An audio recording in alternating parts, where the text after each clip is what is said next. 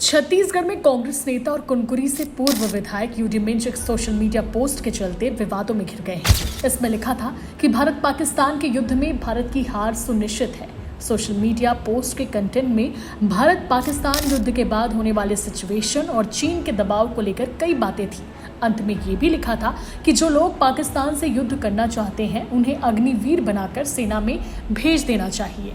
इस पर social media users ने उन्हें गद्दार जैसे कई कमेंट करते हुए बुरी तरह से ट्रोल कर दिया। बीजेपी के नेताओं ने भी उन्हें घेरने में कोई कमी और कसर नहीं छोड़ी। चारों तरफ से घिरे यूडी मिंज ने फिर एक पोस्ट कर लिखा कि मेरा अकाउंट हैक हो गया था, किसी पोस्ट मैसेज को ध्यान ना दे। विवादित पोस्ट में उन्होंने लिखा था कि जो आज पाकिस्तान के विरुद्ध निर्णायक युद्ध की बात कर रहे हैं वो जान ले कि इस बार पाकिस्तान के साथ साथ भारत को चीन से भी लड़ना होगा और ऐसी स्थिति में भारत की हार सुनिश्चित है। इसके बाद लोगों ने यूडी मिंज की पार्टी कांग्रेस और उनके नेता राहुल गांधी तक को नहीं छोड़ा। भाजपा नेताओं समेत कई आम लोगों ने सोशल मीडिया पर मिंज को जमकर खरी खोटी सुनाई और साथ ही उन्हें देशद्रोही और गद्दार तक कह डाला।